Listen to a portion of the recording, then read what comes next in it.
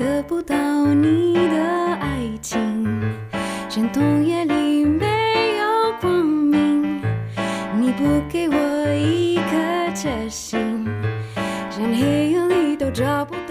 A partir de este momento te entregamos una clave para ingresar a China, para descifrar y descubrir la realidad y potencia de un país increíble. Clave China, mucho más que un programa radial, un viaje a un país casi continente.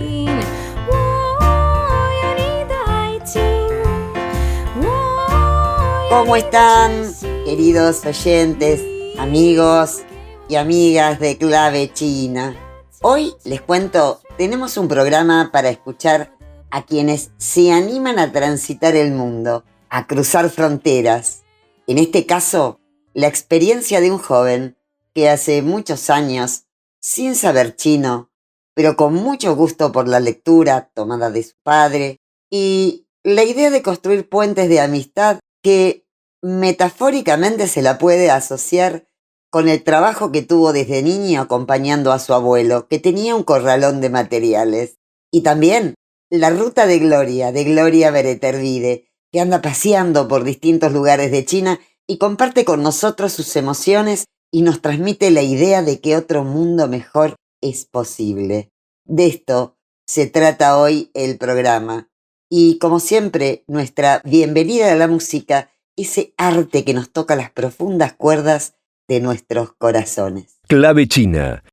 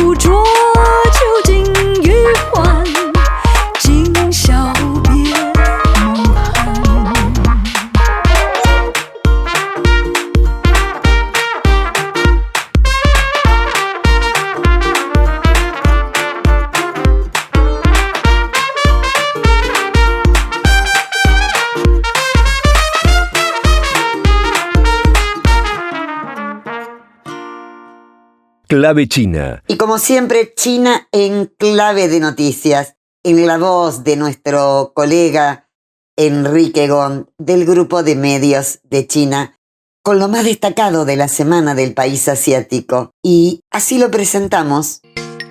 China en clave de noticias, los principales títulos de la semana. Hola amigos de Clave China, ¿cómo están? Soy Enrique Gond. Bienvenidos a China en clave de noticias. El presidente chino Xi Jinping y el presidente brasileño Luiz Inácio Lula da Silva han intercambiado mensajes de felicitación por el 50 aniversario del establecimiento de relaciones diplomáticas entre ambas naciones. El presidente Xi destacó la profundización de la amistad entre las dos naciones como principales países en desarrollo. También expresó el compromiso de China en seguir alineando las estrategias de desarrollo y ahondar en la cooperación. Por su parte, el presidente Lula destacó el fortalecimiento de los lazos China-Brasil en las últimas 5 décadas. Además, subrayó la importancia de su asociación para construir un mundo más próspero, pacífico y justo. Lula también expresó su optimismo sobre la posibilidad de forjar nuevos caminos en los próximos 50 años. Los Juegos Olímpicos de París 2024 de 19 días de duración se clausuraron el 11 de agosto. Para orgullo de millones de chinos, la delegación del país ganó 40 medallas de oro, 27 de plata y 24 de bronce, lo que no solo significó para China su mejor actuación en unos Juegos Olímpicos de verano desde los de Beijing 2008, sino también una doble cosecha de éxitos deportivos y civilización espiritual. Tal actuación refleja vívidamente el espíritu deportivo chino y el espíritu olímpico, y se ha convertido en una hermosa tarjeta de presentación de la China contemporánea que ha maravillado a muchas personas en el mundo. El presidente de Francia, Emmanuel Macron, ofreció sus felicitaciones a los atletas chinos por sus sobresalientes actuaciones en los Juegos Olímpicos. La entrevista realizada en el Palacio de Eliseo fue concedida exclusivamente al Grupo de Medios de China, el único medio de comunicación chino que tuvo la oportunidad de entrevistarlo. El Grupo de Medios de China ha emitido un programa especial para celebrar la fiesta tradicional china de Qixi, también conocido como el Día de San Valentín chino. Qixi cayó en el día 10 de agosto de este año. El programa hizo revivir antiguas historias de amor chinas utilizando inteligencia artificial. También incluyó una representación de ópera antigua e interpretaciones de canciones de amor modernas. Las fiscalías de China han tratado 117.000 casos de litigios de interés público relacionados con la protección del medio ambiente y los recursos desde enero de 2023 hasta el final de junio de este año, según la Fiscalía Popular Suprema. Los órganos de la Fiscalía han testigo del fenómeno en el que los litigios de interés público se han convertido cada vez más en una herramienta legal significativa para avanzar en la conservación ecológica. Han abordado de manera efectiva diversos temas destacados en este campo, dijo este jueves Xu Xiangchun, fiscal de alto rango de la Fiscalía Popular Suprema de China. La generación de energía por las principales empresas de producción de electricidad del país registró el mes pasado una subida interanual del 2,5% hasta alcanzar los 883.100 millones de kilovatios hora, con una tasa de crecimiento 0,2 puntos porcentuales superior a la de junio. El gobierno de la región administrativa especial de Hong Kong anunció este jueves que nacieron bandas gemelos en las primeras horas de jueves en Hong Kong. La pareja de cachorros, una hembra y un macho, son hijos de Ying Ying y Lele, bandas obsequiados por el gobierno central de Hong Kong en 2007. En marzo, Ying Ying y Lele completaron con éxito su apareamiento natural en Ocean Park. Amigos, así son las noticias más interesantes e importantes de China durante la semana. Soy Enrique Con. Hasta la próxima en China en Clave de Noticias. Clave China.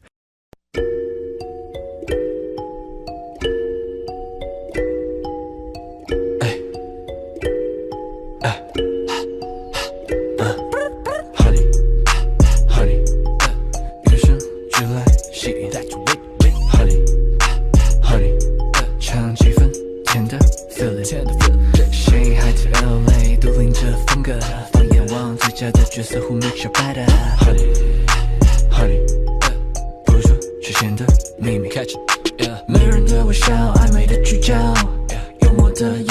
跳着轻佻，有带点神秘棕色的发梢，我屏住了呼吸不让你知道，捕捉你按下快门做记号，跟你乱了节拍的心跳。Honey sweet sweet 最独特的魅力 ，Say she wanna drive me like a Maserati。Honey honey， 与生俱来吸引。Honey honey， 唱几分甜的 feeling。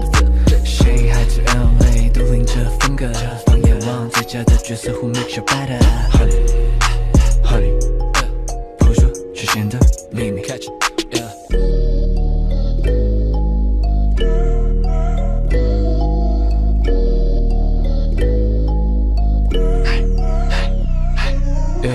等你关注，话题投入，慢慢倾诉。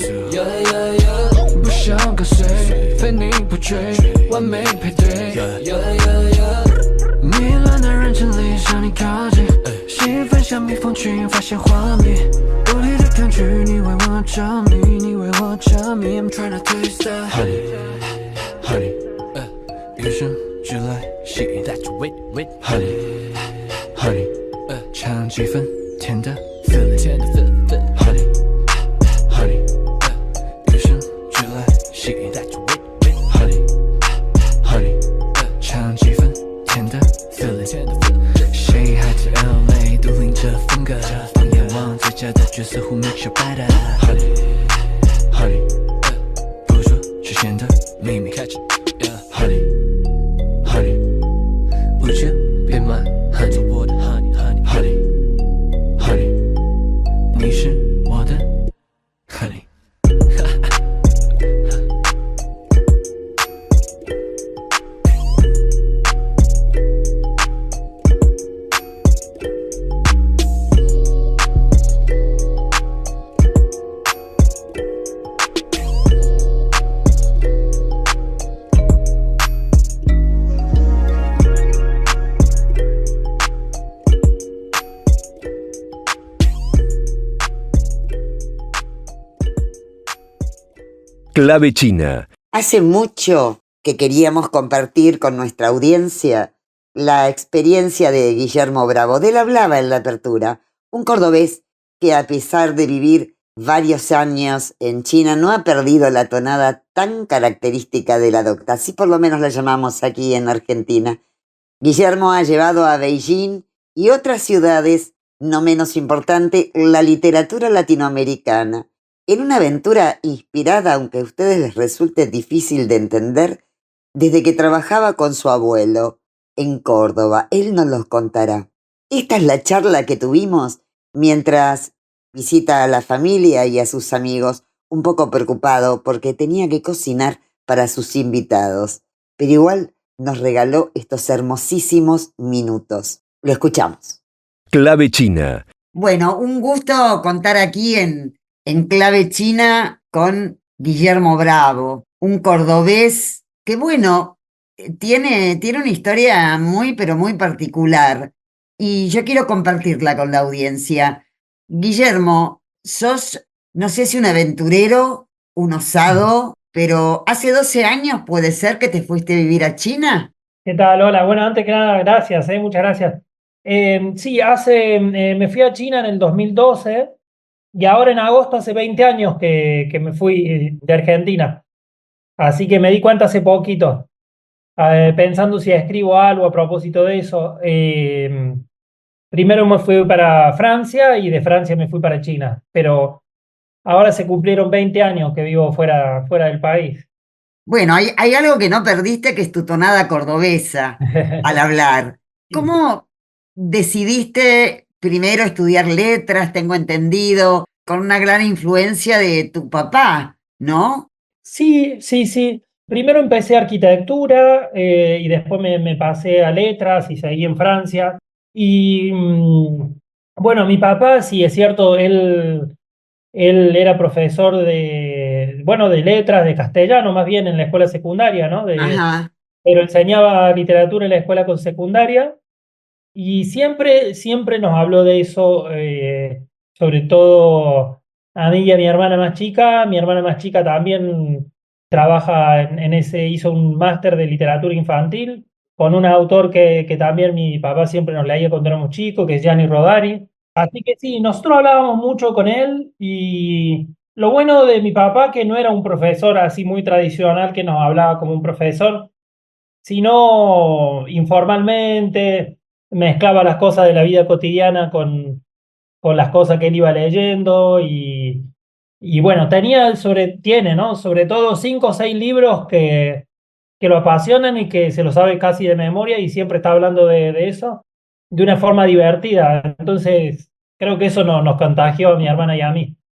Ahora, ¿qué es lo que te contagió para decir un día, bueno, voy a buscar algo distinto afuera? Primero Francia, de Francia te fuiste, tengo entendido, y recalaste en Beijing. ¿Y cómo Sí, sí. nació esta iniciativa de montar una editorial con literatura latinoamericana, digo, con una cultura tan distinta a la nuestra, ¿no? Parece como algo que se Sí. consume mucho, tengo entendido, en China, no solamente los latinoamericanos que van a pasear por ahí o a estudiar o a hacer intercambios. Contame un poco, ¿eso fue una sorpresa para vos descubrir que había un nicho importante de consumo de literatura latinoamericana? Sí, sí, sí. Bueno, primero mi relación con la literatura empieza como todo el mundo, por supuesto, como lector, después como autor, digamos, así, bueno, yo escribía mucho y después yo trabajé mucho desde chico, me parece que eso igual influencia desde que tenía 13 años en un negocio de mi abuelo tenía un corralón. Y trabajé hasta el punto de ir, hasta que me fui de Argentina, ¿no? Desde sí, de los 13 hasta los 23. Y creo que eso también me dio no sé, una otra forma de ver que también de hacer cosas, digamos que no, si uno va por el lado de las letras, puede ser profesor o así. Entonces, si uno mezcla las letras con el material de construcción, una mezcla sale en una librería, digamos. Ah, mira Con un vos. corralón. Sí, sí, letras más ferretería, eso más o menos una librería, que tiene un punto así más comercial, todo eso. Entonces yo creo que ahí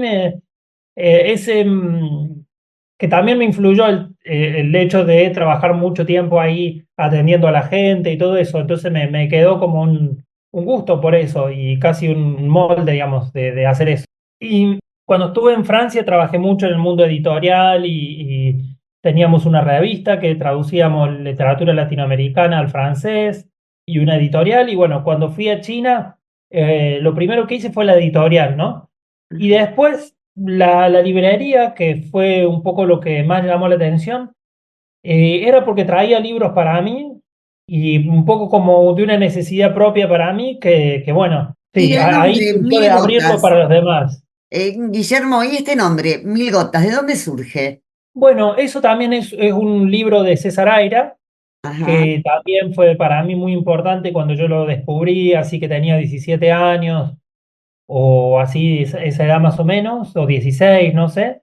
Y para mí o sea, no es exagerado decir que un poco que me cambió la vida, digamos. Yo creo que cuando uno se encuentra así con un autor que te marca a un punto, te cambia, sí, te cambia la vida, ¿no? Entonces, bueno, yo siempre a partir de ese libro que leí en ese momento, por casualidad, porque vi algo en internet o algo así, entonces esta novelita que se llama Mil Gotas, se trata de 1000 gotas de óleo que se escapan de una obra de arte y van a recorrer el mundo, una va para China, entonces son como gotas mágicas que son viajeras y todo eso me gustó. Pues la mezcla también entre, que bueno, que el español se divide entre muchas cosas, pero son todas gotas de un mismo líquido, si se quiere. Y tengo un amigo que abrió una librería antes que yo en París, de libros en español y le puso 100 fuegos. Y ahí me di cuenta que 1000 gotas y 100 fuegos está relacionada en un punto. Sí, y yo le puse la primera librería de libros en español en China y él le puso la última librería de libros en español en París. Ahora, ¿cómo fue tu primera experiencia cuando entró la primera persona a decirte, a ver, qué hay acá, qué hay en estos estantes? ¿Tenías muchos libros? ¿Había libros de autores latinoamericanos? ¿Vos sabés Sí, chino? yo ¿O hablo chino más o menos, no lo hablo perfecto, lo hablo utilitariamente. Estoy siempre queriendo hablarlo mejor, ¿no? Pero bueno, estoy estudiándolo y sí que lo hablo utilitariamente, ¿no? Si alguien viene, me pregunta algo, todo eso puedo hablar. La inauguración ya fue una cosa particular porque vinieron muchos amigos mucha gente a la inauguración. Estaba llena, o sea, había gente afuera en el pasillo, todo. Y justo vinieron embajadores de mucha gente de muchos países. De Argentina, en ese momento estaba Diego Velar, que nos apoyó muchísimo.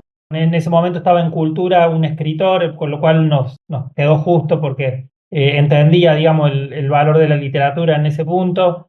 Se llamaba Juan Corteletti, que también nos apoyó muchísimo, pero después estaba el embajador de Perú, de México, porque les parecía que la idea de una librería estaba buena, ¿no? Una librería de libros en español. Y poco tiempo después yo me tomé un café con el que tiene la librería francesa, que es de la Alianza Francesa, ¿no? Es una librería de Ajá.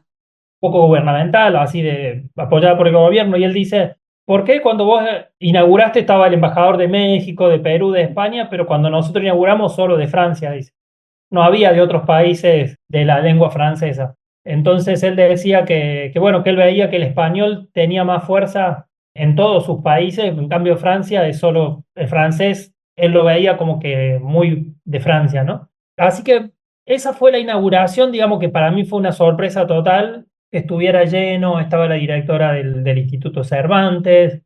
Entonces ya empezó para mí de una forma sorpresiva que yo no me lo esperaba. Yo me esperaba que viniera la gente, que fuera algo medio marginal o casi clandestino, digamos.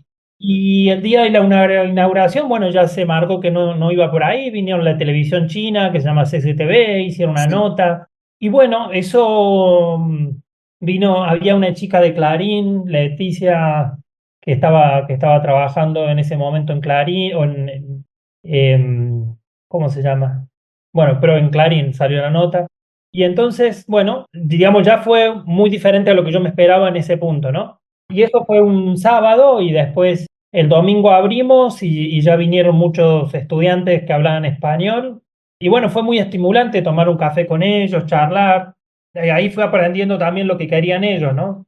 Clave China. A pedido del operador, vamos a la pauta comercial.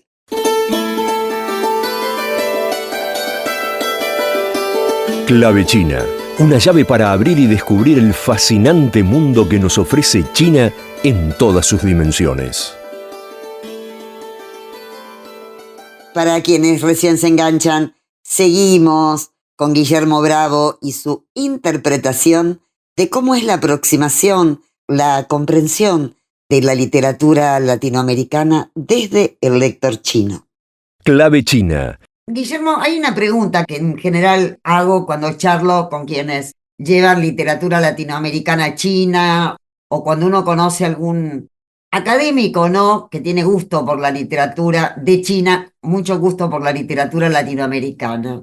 ¿Hay una explicación de esto? Porque yo me sorprendí, por ejemplo, que puedan... Me contaba Mónica Villa, la actriz que hizo Esperando la carroza, ¿no? Una película que tuvo su impacto acá en la Argentina, que ella estaba dando teatro a un grupo de estudiantes chinos hablando y les pasó Esperando la carroza. Y el humor que tiene la película era perfectamente interpretado por los estudiantes y se reían en las secuencias donde tenían que reírse. Y lo mismo me sorprendí con Mafalda. Con Borges no tanto, porque hay todo un lenguaje metafórico, hay algunos ingredientes que me puedo imaginar, capaz que incorrectamente, no soy un especialista, de que es más universal Borges, ¿no? ¿Qué es lo que vos en estos años, con esta experiencia, a qué conclusión llegaste? ¿No? Decís, bueno, llevo este autor, y viene alguien y te lo Sí. pide, lo lee, le gusta. Sí, bueno, primero Borges va a haber que revisarlo en China porque ha sido traducido un poco azarosamente. Entonces, mucho lo que se cree que es Borges no es otro Borges. Eso es divertidísimo. Algún día me gustaría hacer un libro de Borges en China porque fue traducido no siempre exactamente, dependiendo del libro y todo. Y no, lo que yo creo es que me doy cuenta que a ellos les interesa un autor cuando les sirve dentro de su cultura y de su perspectiva. No es que entienden lo mismo que nosotros. Lo que a mí me pasó cuando yo leía a César Aira, porque venía de una literatura estructurada de una manera, leyendo Cortázar y Borges, y de Ujú. repente que viniera alguien que rompía todo y que pasaban cualquier cosa, que Borges no se hubiera animado a hacer esas cosas, ¿no? Porque hacía otras, digamos. No le va a pasar al lector chino que viene de otro ámbito, pero quizás esa sorpresa le sirve de otra forma, ¿no? Entonces lo que yo creo es que no, lo interesante no es cuando se ríen en el momento que se tienen que reír, sino cuando se ríen cuando no era y la película igual les sirve. Entonces, Bien, a mí interesante. me gusta eso, digamos, que es un redescubrimiento de, para mí eso es lo que está interesante, no cuando hay una misma lectura que se repite allá, porque si no, no sería tan interesante, sino cuando allá hay otra lectura nueva. Y bueno, eso es lo que yo muchas veces trato de entender, a veces yo soy un poco pesado, en el sentido que hay un lector que compró un libro y yo le escribo, ¿qué te pareció? Y bueno, muchos me dicen, mirá, no lo leí, qué sé yo. Y algunos otros sí. Y bueno, a mí me interesa eso de cómo lo reciben ellos, ¿no? Por ejemplo, Roberto Art, publicado en chino, se vendió muchísimo, circuló muchísimo durante los años de la pandemia. Y bueno, y yo me preguntaba por qué, ¿no? Entonces, obviamente no es la misma recepción que tuvo Roberto Art hace 100 años acá, que fue un impacto también. Entonces es como una renovación de Roberto Art leerlo desde China, ¿no? Entonces, bueno, ellos lo leían un poco como si fuera una literatura rusa o algo así. Me parece interesante cuando ellos descubren en nuestros autores algo que les sirve a ellos. Pero esto qué significaría? ¿Algo que te sirva en el sentido de tu vida cotidiana, de los paradigmas de lo que partís para comprender la vida, las situaciones, la felicidad, el odio, la tristeza, el amor? Sí, sí, sí, tenés razón lo que decís. Es que, claro, servir, no sé si en el caso de la literatura, digamos, uno lo podría decir, porque no es que la literatura sirva para algo, ¿no? Pero, pero quiero decir, cuando ellos descubren o conectan con algo, supongamos en Borges, y que lo utilizan en su vida, que les sirve, que les gusta, les engancha, escriben cosas, y no va a ser nunca de la misma forma que nosotros, o sea. Cuando nosotros leemos que alguien está tomando mate, es una sensación cotidiana de algo de todos los días. Para ellos es algo exótico. Claro, Entonces ya la lectura y es imposible hacer esa acomodarlo, ¿no? relación, claro, Porque, por ejemplo, lo que se llama domestificación, no sé, que sería, por ejemplo, decir que en vez de estar tomando mate, están tomando té, al final sería raro y ellos dirían, bueno, ¿por qué unos argentinos están tomando té verde, por ejemplo? claro. Entonces, no se puede de ninguna forma salvar esa distancia. Yo creo que lo más interesante es utilizar esa distancia para crear cosas nuevas, de alguna forma. No sé si. Sí, entiendo. Sí, sí, sí. Entiendo, porque siempre me despertó mucha curiosidad, desde dónde inclusive pensar a un lector chino que lee nuestra literatura, Sí, sobre todo porque supongo que las imágenes que cuando uno lee se representa, imaginé que eran distintas, sí. pero Una vez, veo, perdón, sí, sí, sí, sí, no, perdón. que decían que iba en aumento el consumo de literatura latinoamericana.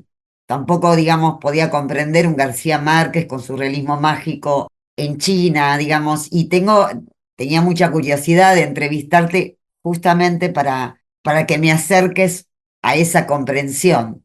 Sí, sí, sí. Una vez, como profesor, porque también doy clases de literatura latinoamericana allá en la universidad, ¿A dónde? ¿En Beijing? y en Beijing, sí, sí, sí. Ajá, Entonces vimos el cuento, ¿cómo se llama? La continuidad de los parques, ¿no? De Cortázar. Y de repente, bueno, dentro de lo que estábamos hablando, alguien se dijo que se imaginaba dos personajes chinos.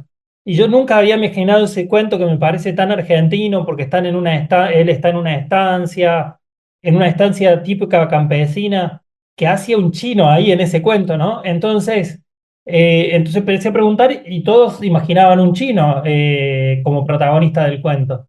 Entonces yo creo que sí les estimula mucho, yo creo que hay una especie de libertad en nuestra literatura que también está en nuestro mundo editorial, por ejemplo, que ellos tienen otras cosas, pero quizá esa libertad que nosotros tenemos les estimula mucho. Y sí, por ejemplo, eso, García Márquez es muy, muy importante allá.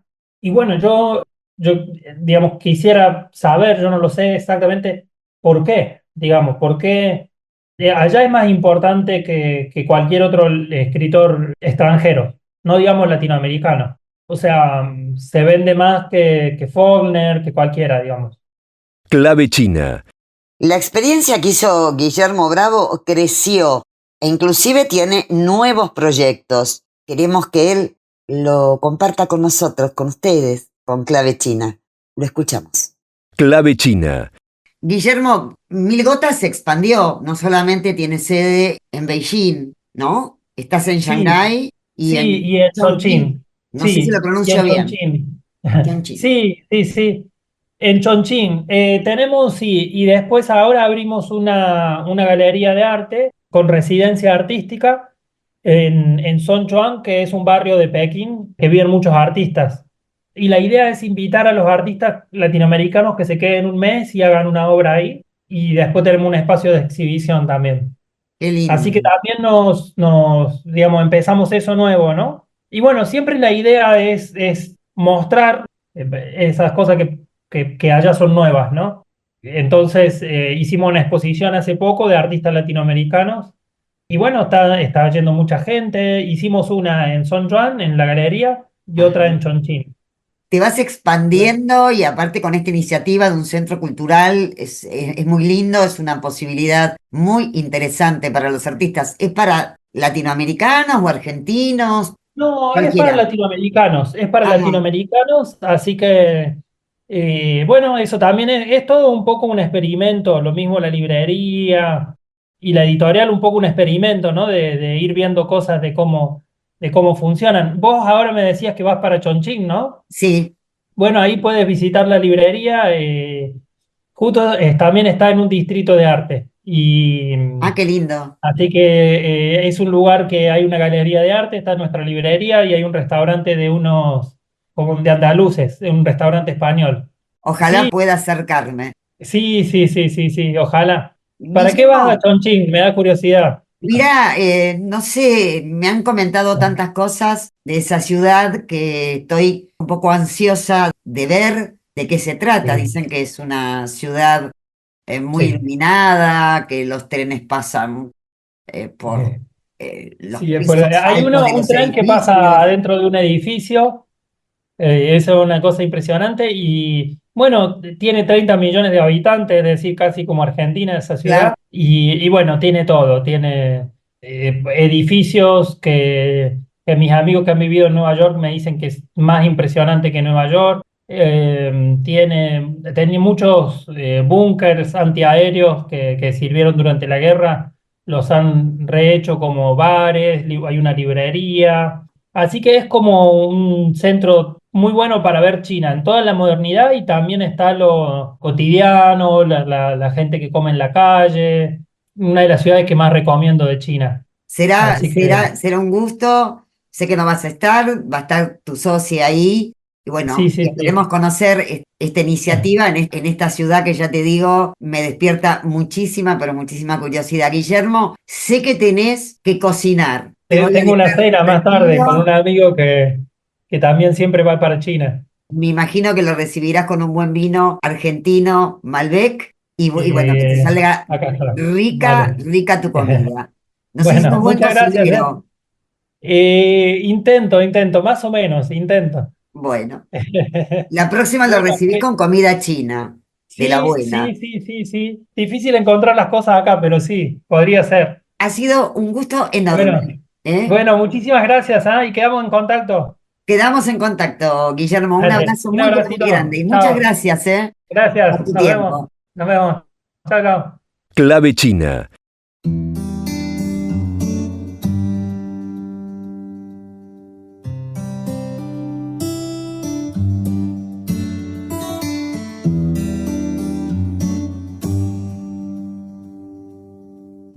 求你告诉我，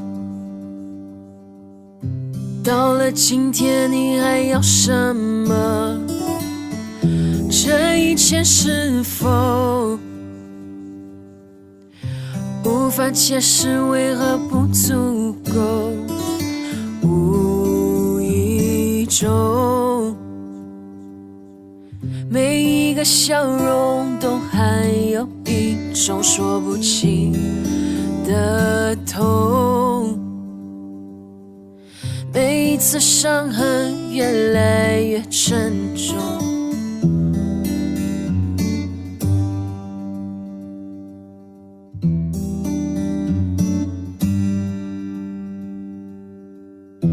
等你告诉我，你究竟还缺少了什么？如此的沉默，为何这一切还不足够？眼目中，每一个笑容都含有一种说不清的痛，每一次伤痕越来越沉重，总是掉悬崖，绝望的海洋，无尽头的地方，远离的牵挂，我不再害怕面对世界的眼光，越来越遥远的地方，越来越不在乎的眼光，越来越遥远的地方，不在乎世界的眼光。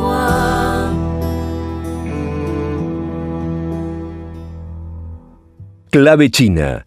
Y ahora sí, la ruta de Gloria Beret Ervide, nuestra queridísima amiga, corresponsal desde China, que ha visitado un montón de lugares y ha tenido la generosidad de compartirlo con nosotros, con ustedes, con los oyentes. Gloria, ¿por dónde andás ahora? Contanos. Clave China. Hola Lidia, ¿cómo estás? Si esta vez escuchan de fondo un eco, es porque tuve que encerrarme en un lugar, en un baño, para encontrar algo de tranquilidad, porque con 1.400 millones de personas de vacaciones, el ruido es infernal en cualquier lugar. Realmente China no necesita sostenerse a través del turismo externo. El turismo interno es increíble, el consumo interno es increíble. Y justamente continúo mi viaje hacia el oeste y pasé por la ciudad de Chengdu, hablando de consumo. Chengdu es la capital de la provincia de Sichuan. Me tomé un tren rápido desde Chongqing y en menos de 2 horas estaba en Chengdu. Es una de las ciudades, como dije, de mayor cantidad de población, considerada junto con Chongqing las más grandes del mundo. Si bien el censo del 2020 les dio una población de casi 21 millones de personas, en este momento probablemente tenga más. Es una ciudad muy joven, con muchísimas universidades. Una ciudad industrial que conecta, así como Chongqing, el este con el oeste. Con aeropuertos internacionales, con una red ferroviaria de las más grandes y, como dije antes, con una calidad de vida muy alta, en donde es posible vivir bien, consumir, con una ciudad extendida en donde proliferan las más grandes casas de ropa, los shoppings más gigantescos, pero Chengdu es básicamente conocida por tener en su territorio la base de investigación de cría de los pandas gigantes. El panda gigante, ustedes saben que es el símbolo de China. Llegar a la base de investigación de cría de pandas gigantes es muy fácil, está dentro de la ciudad de Chengdu, con un subte y un colectivo se llega fácil. La entrada es muy accesible, los mayores, incluso los turistas mayores de 60 no pagan entrada, es totalmente gratuita. Es un parque nacional muy grande, en donde no solamente se crían pandas gigantes, sino también Los famosos pandas rojos del Himalaya y del sudoeste de China, también hay en Nepal, en Birmania, en la India. Este panda rojo es un bichito muy lindo, como unos 30 centímetros, que no tiene nada que ver con, no es de la familia de los osos, es otro tipo de mamífero que come bambú y que también está en peligro de extinción, y también en esa base se crían pandas rojos. Y se los puede ver en los árboles descansando, porque en general actúan de noche, sufren muchísimo el calor. En este momento hace muchísimo calor en China. El día que fui a la base de pandas era hacia alrededor de 38 grados. De hecho, los pandas gigantes estaban dentro de recintos con aires acondicionados gigantescos, con 5 aires acondicionados, y había 1 o 2 por recinto porque era imposible verlos en el exterior. El calor no se soportaba. Desde Chengdu salí en tren hacia Lijiang. Sigo en mi derrotero hacia el oeste, pero Lidia, pienso volver a Chengdu porque no tuve tiempo de visitar algunas otras partes de la ciudad, y de las afueras pienso ir al pueblo de Leshan a visitar el famoso Buda de Leshan. Pero eso se los voy a contar en alguna próxima edición. Ahora estoy en Lijiang. Lijiang es la capital de la provincia de Yunnan, en el sudoeste de China. También parte de la ruta de la seda, famosa justamente por su producción de seda y su producción de té históricamente. Es, digamos, la conexión entre el Tíbet y la provincia de Sichuan. Yunnan siempre fue un lugar en donde confluyeron tanto la etnia Han como los Nashi, que son los locales, digamos, y los tibetanos. Hay 22 etnias diferentes acá. Tiene una ciudad vieja que es muy famosa, está explotada de turismo también, está relleno de gente. Todavía estoy explorando la ciudad vieja, es mi segundo día acá y estoy explorando la ciudad vieja, que es una construcción alucinante porque mezcla justamente esos 3 estilos de las etnias que te mencioné previamente. Sí, es como estar dentro de una película, es lo que uno piensa que China es, arquitectónicamente hablando, las calles empedradas. Está a una altura muy agradable, 2400, es terreno montañoso, el clima por suerte fresco y seco, después de los calores tremendos que pasé en Beijing, en Xi'an, en Chongqing y en Chengdu. Esto es el paraíso. Mañana voy a ir a unos pueblos cercanos y voy a ver la famosa y sagrada montaña del dragón de jade blanco, y también eso se los contaré en ediciones posteriores. ¿Cómo llegué a este lugar? A Lijiang es bastante interesante. Tuve un viaje épico, fue el viaje al oeste, porque no había trenes rápidos y me tomé uno de los viejos trenes de chapa verde. No había lugar, por suerte pude conseguir un lugar en lo que ellos llaman hard seat, que sería asiento duro, 11 horas y media en asiento duro, y para hacer una conexión fue bastante difícil correr porque llegó con media hora para hacer la conexión al tren rápido de 4 horas, que sí, me llevó desde Kunming hasta Lijiang, donde estoy ahora. Y te cuento lo de los trenes porque en los viejos trenes, donde hay asientos duros, hay un montón de gente que compra pasaje sin asiento, que están sentados en el suelo, cerca de las puertas, cerca de los baños, y permiten fumar, lo cual es tremendo. La luz no la apagan en toda la noche. Es un viaje al oeste realmente interesante, pero lo que voy a rescatar siempre de este pueblo es la solidaridad maravillosa de la gente para ayudarte en todo. No solo se acercan para sacarse fotos con los turistas, también no hay muchos turistas extranjeros acá, y argentinos te diría que debo ser la única. Pero a pesar de las dificultades del lenguaje, hacen lo imposible por ayudarte. Desde los empleados de las instituciones oficiales como los trenes, aviones, lo que sea, hasta la gente en la calle. Yo nunca vi un respeto y una solidaridad tan grande como la de este pueblo. Lidia, para cerrar el viaje de hoy, me gustaría que pusieras algo de música de danza de los Nashi. la etnia local histórica de este lugar, que es tremendamente colorida. Te vas a encontrar grupos, rondas de nashi, bailando en las calles, bailando en la ciudad vieja, bailando en todos lados, mostrando su cultura a todo el turismo chino que viene, porque la mayoría son turistas chinos acá, que vienen de los otros lugares de China. Así que espero que la disfruten. Clave China.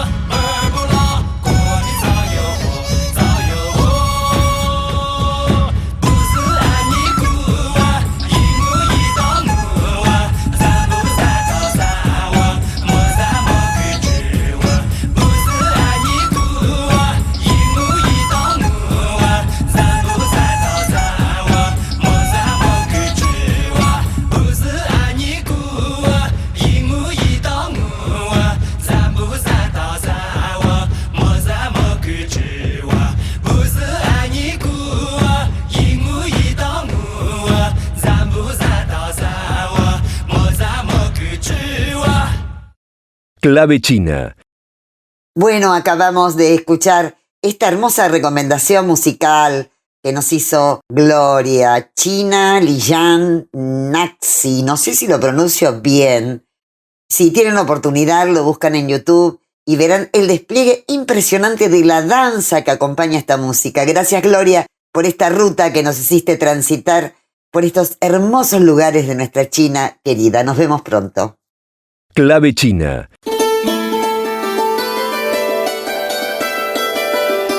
Y ahora sí les cuento que, invitados por la Asociación de Periodistas de toda China, nos vamos a Chongqing y trataremos a nuestro regreso de contarles todo lo que vimos y todo lo que resolvimos junto a decenas de periodistas del mundo en un foro en donde vamos a debatir el trascendente rol que tenemos los periodistas hoy en este siglo y que también aspiramos a vivir en un mundo mejor. Clave China les seguirá acompañando como siempre todos los domingos. Entonces sí les digo, hasta el próximo fin de semana.